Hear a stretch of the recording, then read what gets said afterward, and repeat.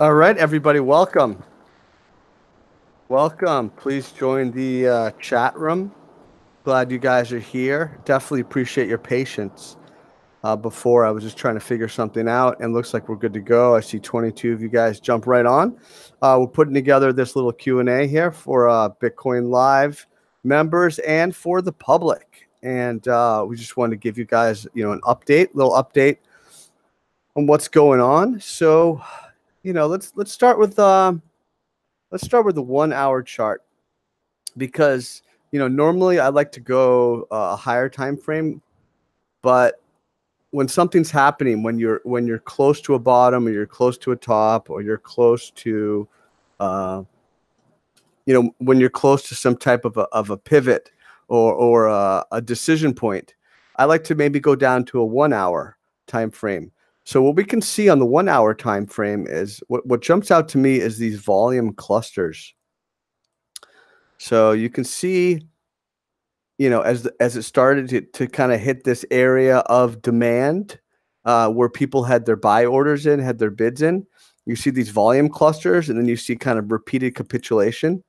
So we had a series of, bearish continuation patterns. And initially, we found a bottom around the 50. Let's take a quick look. So 5,900. Yeah, so it's Coinbase. Let's go to, pardon me, folks. Let's go to Bittrex. I like to stay on Bittrex because there's a little more volume than Coinbase. So the low was 58.58. So, this kind of was like a nice, that's maybe we'll BART our way back up, and we did that. But we fell into resistance here. And but eventually we were able to bounce off that 5,800 level, and you can see a real nice gain from that 5,800 level to that 6,600 level. But the question is, how would you have known essentially that was the bottom? Because you can argue we see kind of a 3 inside up pattern here, but we also had a 3 inside up here that eventually failed. I mean, if you'd taken some profit, you would have been okay. But the question is, what are we doing now? And it looks like we're trying to find support. I mean, you're down near the lower Bollinger Band here in the 1 hour. You kind of topped off. You have a 3 inside down that you're working on right now. And we're playing with an area of logical support, logical horizontal support here.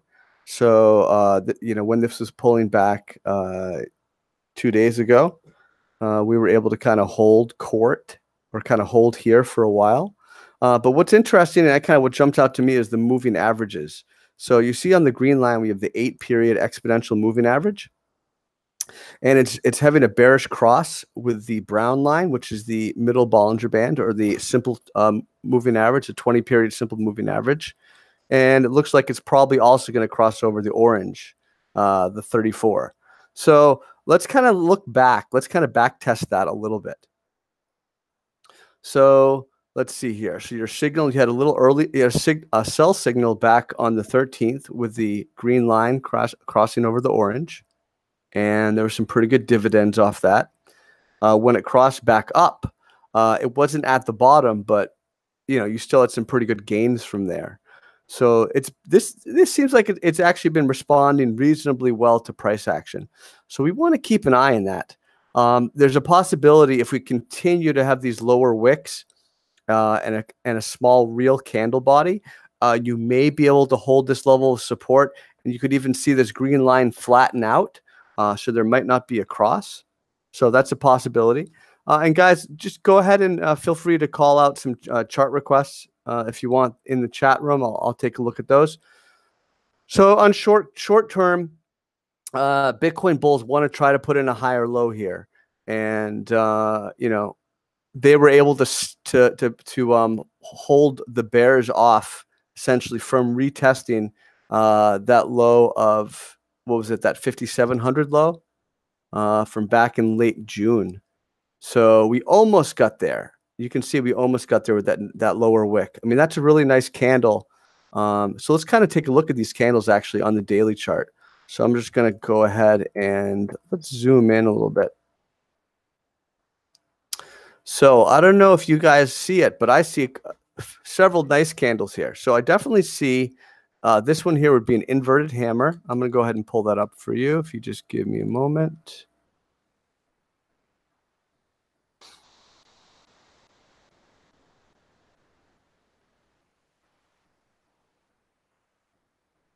Here we go. So these are inverted hammers. We had one right here. Now, even though you have a lower wick, you could also call this, a spinning top. You could also call it a high wave candle, meaning you have a long upper and lower range, essentially of volatility, and the small real body would suggest indecision. So you have this big downtrend, right? Like the bears are completely in control, and then the bulls show up with 2 green candles, 2 out of 4 green candles here, right? That's a trend. That's a signal for potential trend change, an early one.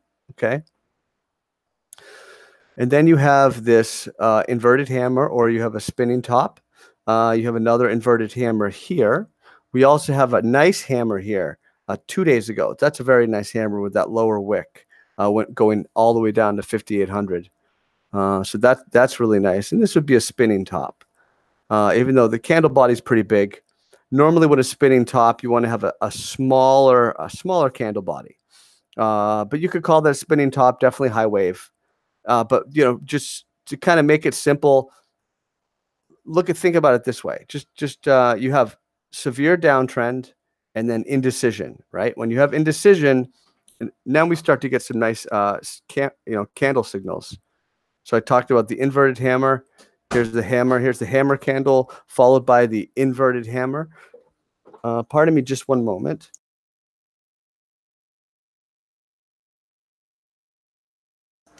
All right, so let's continue on. I just had someone I had to talk to. I apologize. So we do see a couple nice candle signals here. And what's interesting with candle signals, you want to look at the volume behind them. That's the context for everything. So you can have a hammer candle with no volume, or you can have a hammer candle with strong volume. And on this inverted hammer, there is strong volume. I think we can clearly consider support to be the low a day here on this hammer candle at 58.58. And kind of anything within that range is fair play. Ideally, I'd want to see this lower range. It was almost a tweezer bottom. Tweezer bottom with a bullish harami, but it was violated briefly on this hammer.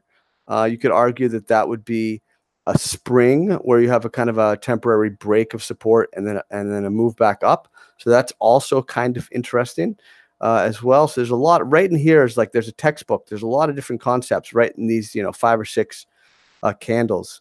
I also want to kind of point out on the 4-hour chart. Let's take a look at our oscillators again. Where did I notice I saw some divergence? So here we go. So this is cautionary. This is a cautionary signal. If you notice that the price continued to put in higher highs, but our oscillator, in this case, the RSI, would put in lower highs. That was an early warning sign that's a bearish divergence. On balance volume didn't have it, so I wasn't as convinced. But that was an early warning signal, along with the stochastics RSI, obviously bearish divergence. We can see how that followed through.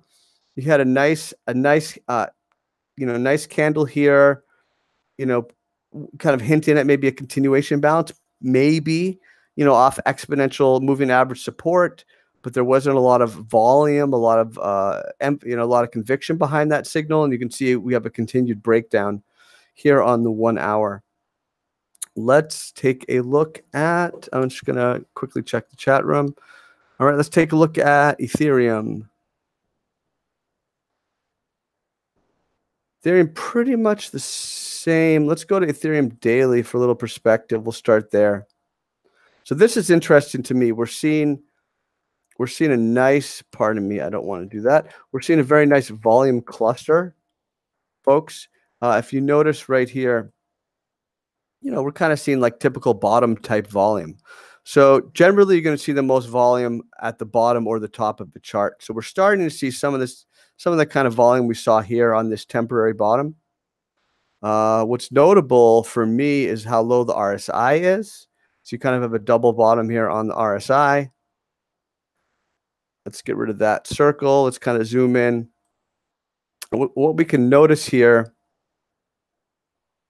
this is an inverted hammer. Okay. This can't really be, you could argue if this is the top of an uptrend, you could argue that's a gravestone doji, but it's just the wrong place for a gravestone doji. Inverted hammer, okay volume. If you look back, what's notable to me is this is the most buy volume, the most bullish buy pressure we've seen in quite a while. Just on the daily chart, you can kind of just head on back. So that should illustrate something. I would say this should be an area of interest.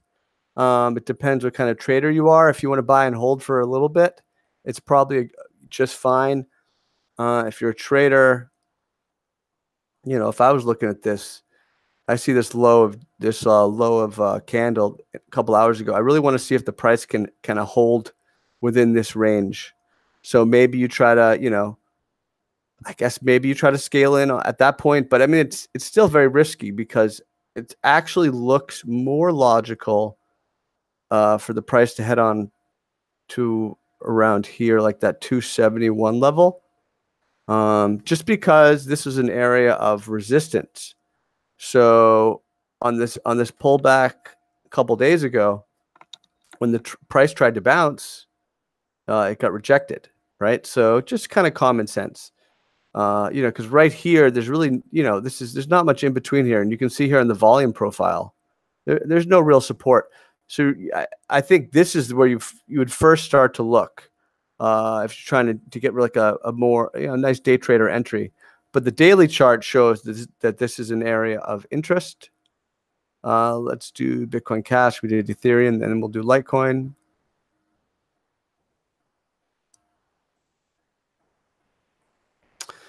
So Bitcoin Cash, that's interesting. So this is an interesting candle. I mean, this is like, this kind of suggests that the prior trend's force has really been challenged. It's almost an inverted hammer. It's almost a you could call it a harami cross, which would be in this case bullish. Although the prior candle is really not big enough. This candle really, for a harami, you want to see a larger candle. But it really suggests, just by the fact it's a small daily range and the small candle body, the size of this actual real body is so small, that just suggests that this prior trend has been challenged, and it's really oversold.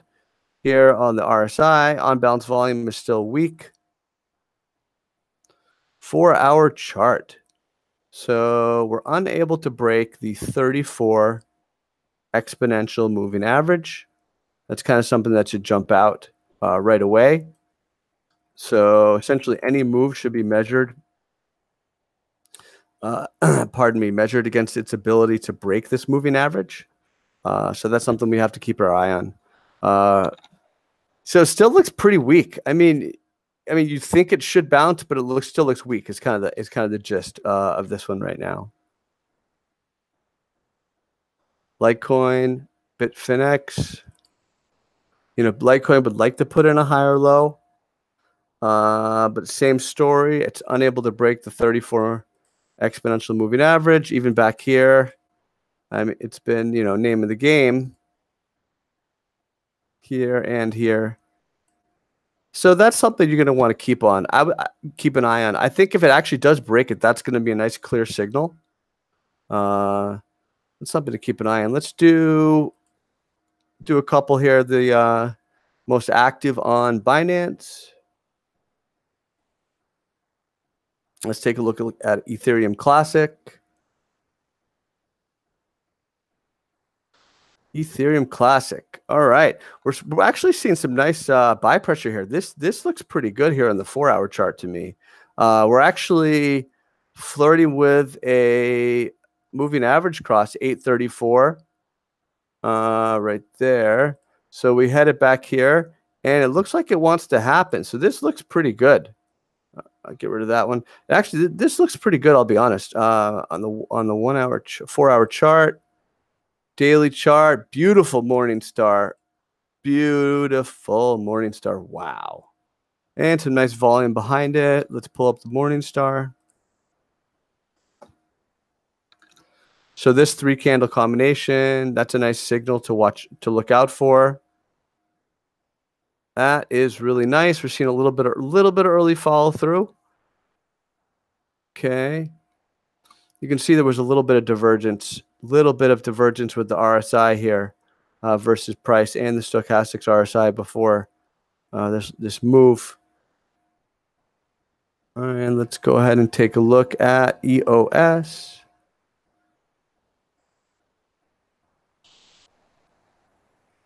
EOS is struggling. EOS is unable to break its middle Bollinger Band, the 20-period simple moving average.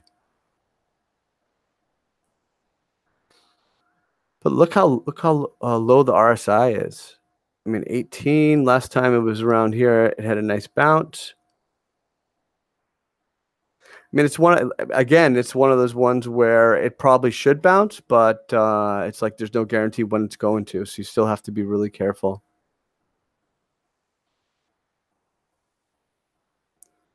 XRP.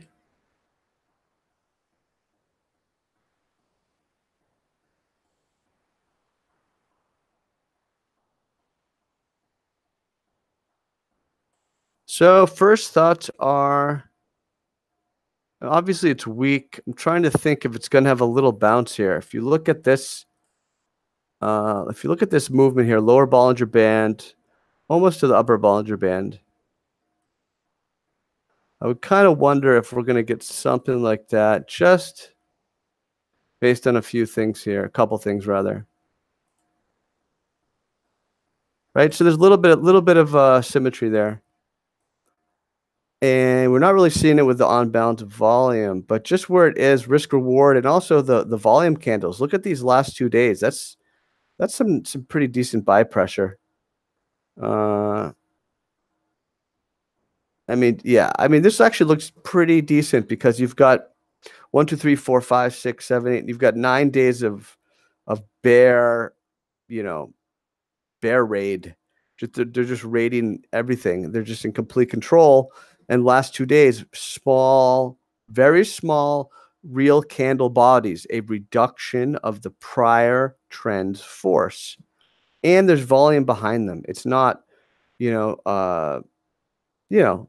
a little bit of volume up here. Same thing with the small real bodies. This is a pretty good signal, I think, just based on that volume, the oscillators, stochastics, and the RSI, the bullish divergence in the RSI. I think this is certainly worth watching. And we're going to just do a couple more. ADA, ADA.